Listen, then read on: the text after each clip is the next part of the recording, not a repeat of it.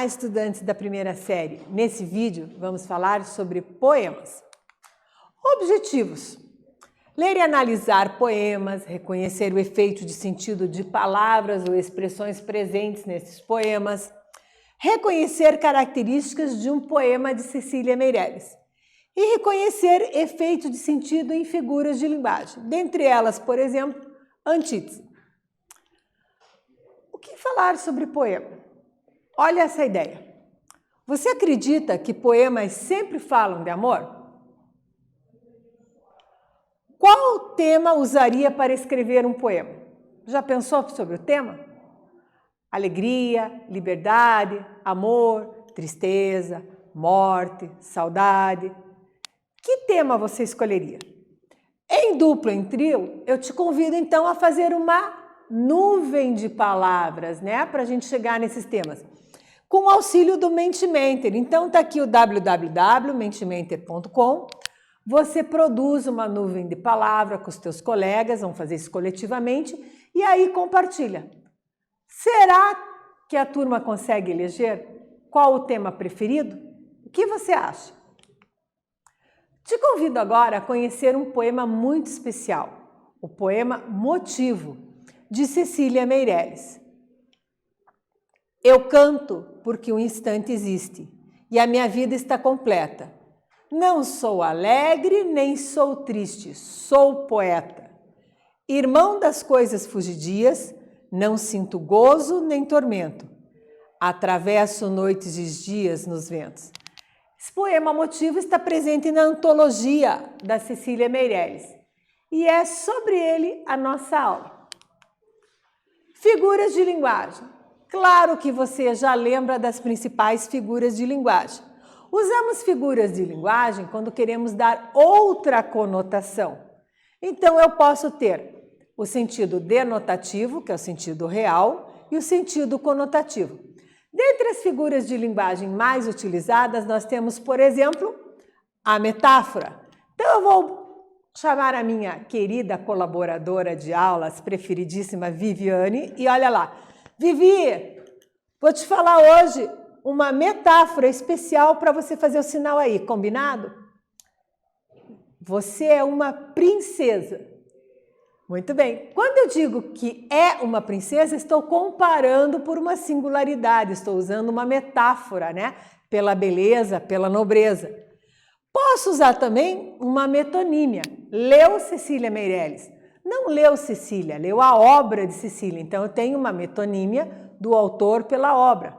Posso dizer, tomei um Danone, tomei um Batavo, no lugar da palavra iogurte, a marca pelo produto, muito usada, né? E aí eu tenho também um exagero, a hipérbole. Morreu de tanto escrever. Ninguém morre de tanto escrever, isso é um exagero. Posso ter a antítese. Longe dos olhos, perto do coração. Perceba a brincadeira com longe e perto. E aí eu tenho o paradoxo. No paradoxo acontece simultaneamente. É um contentamento descontente. Ó. Não posso ter um contentamento e estar descontente ao mesmo tempo. Você não consegue falar e tomar água simultaneamente. Isso é um exemplo de paradoxo. A aliteração, a assonância, a anáfora, dentre outras figuras de linguagem. Na atividade 1, qual é a proposta? Olha só, retomando os versos. Não sou alegre nem sou triste, sou poeta. Não sinto gozo nem tormento, atravesso noites e dias no vento. Qual figura de linguagem é utilizada pela autora Cecília Meirelles aqui?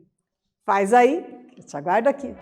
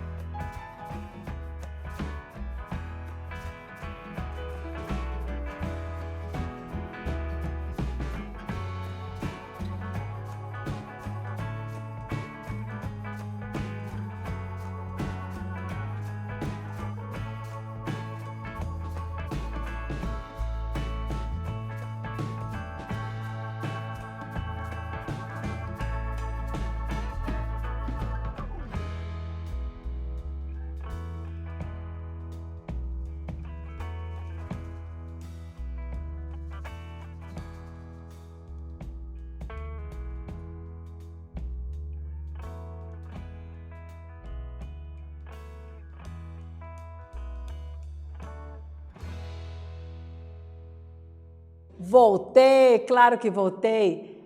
Gabaritar contigo a atividade 1. Perceba que eu te perguntei qual é a figura de linguagem utilizada pela autora. Quando você vê, não sou alegre nem triste, você já percebe o quê? Um contraste, né? Uma oposição. Não sinto gozo nem tormento, quer dizer, não tem prazer nem problemas. Noites e dias. Então, a figura utilizada aqui é a antítese e o que significa antítese? Ela vem do termo de origem grega antíteses, que quer dizer oposição, contraste entre palavras e ideias. Continuando a leitura do poema, Motivo, de Cecília Meirelles. Se desmorono ou se edifico, se permaneço ou me desfaço. Não sei, não sei, não sei se fico ou passo. Sei que canto e a canção é tudo. Tem sangue eterno e asa ritmada. E um dia sei que estarei mudo, mais nada. Chegamos à atividade 2. E qual é a questão proposta na letra A, por exemplo? Quantos versos e quantas estrofes o poema Motivo apresenta? Para te ajudar, eu vou retomar aqui o slide do poema. Eu tenho, então, 2 primeiras estrofes com 4 versos. E aqui eu tenho o quê? 2 segundas estrofes também com 4 versos. Então, eu já posso ter aqui, as estrofes e fazer a conta dos versos. Na letra B, a proposição é: como é chamada a voz expressa nos textos poéticos? Quer dizer, quem fala no poema tem um nome especial. O que você lembra? Será que é autor, é narrador, é o lírico? Quem será que fala no poema? De acordo com o poema, como que esse ser se sente, né? No caso ali, essa pessoa que fala no poema se sente como? Faz aí, que eu te aguardo aqui.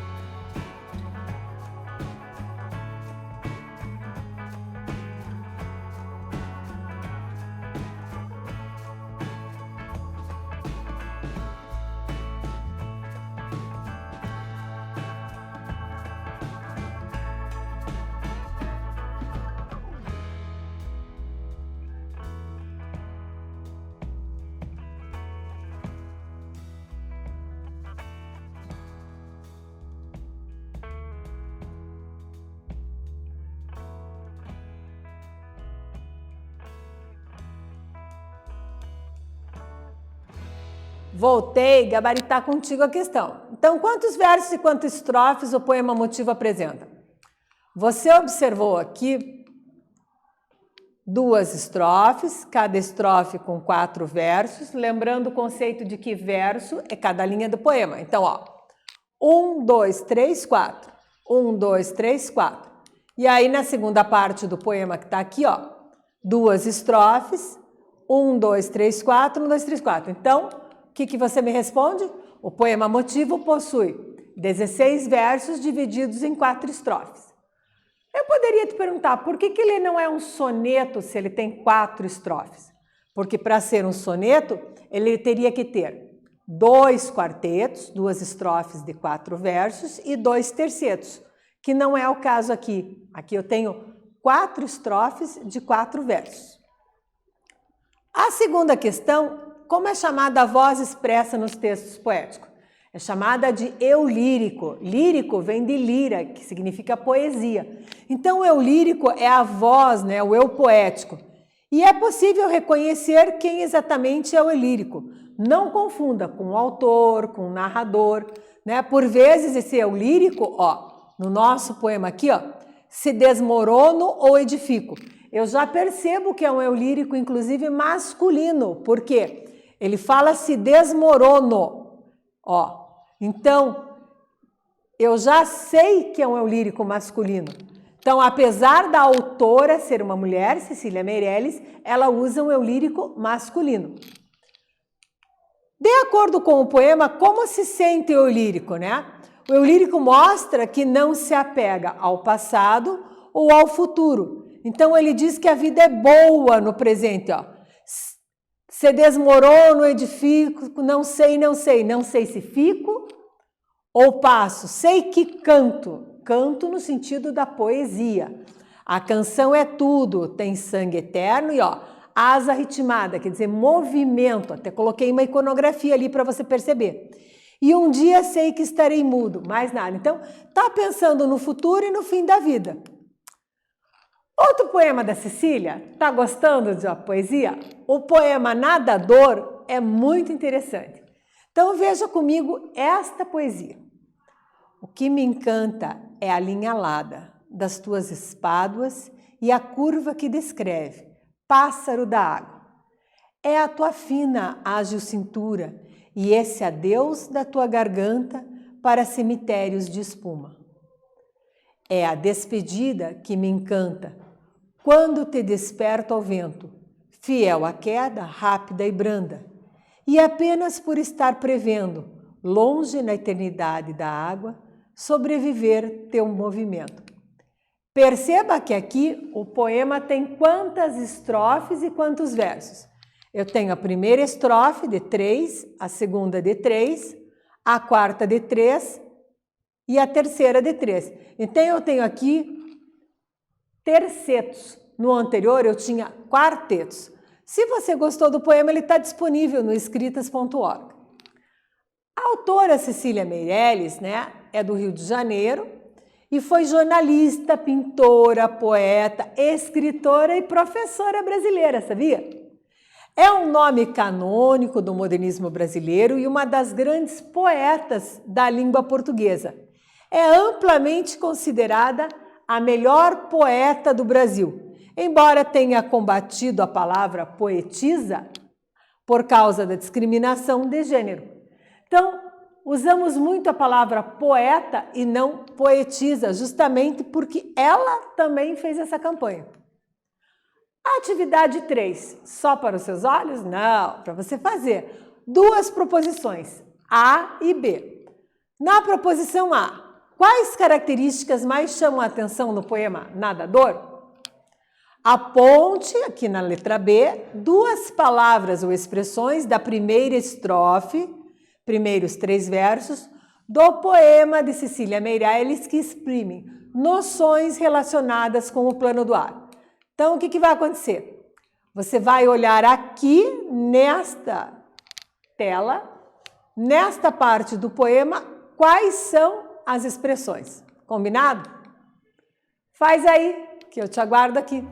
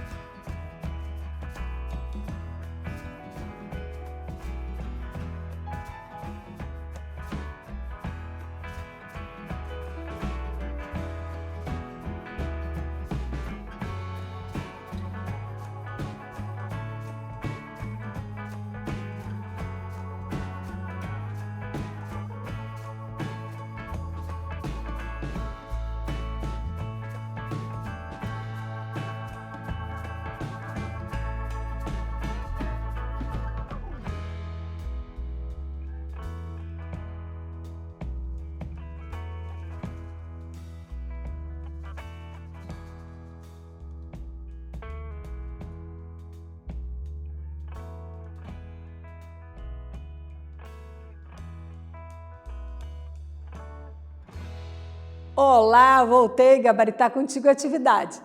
Quais as características que mais chamam a atenção no poema Nadador? Então você vai ver que os versos são livres, a linguagem é coloquial ou informal e o tema com fatos cotidianos, escritos em primeira pessoa, né? A segunda, eu pedi para você apontar 2 palavras ou expressões da primeira estrofe, né? Então os primeiros 3 versos do poema, que exprimem noções relacionadas com o plano do ar. Então, ó, linha alada, pássaro d'água, a beleza da performance do nadador celebrado é apresentada através e de permeio com as emoções do eu lírico. Olha aqui no poema.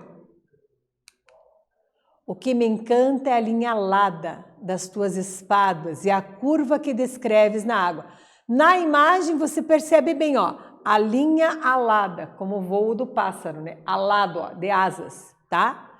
E as espátulas, né, ó? E a curva que descreves, pássaro da água. Então, essa poesia que o texto mostra em relação ao nadador.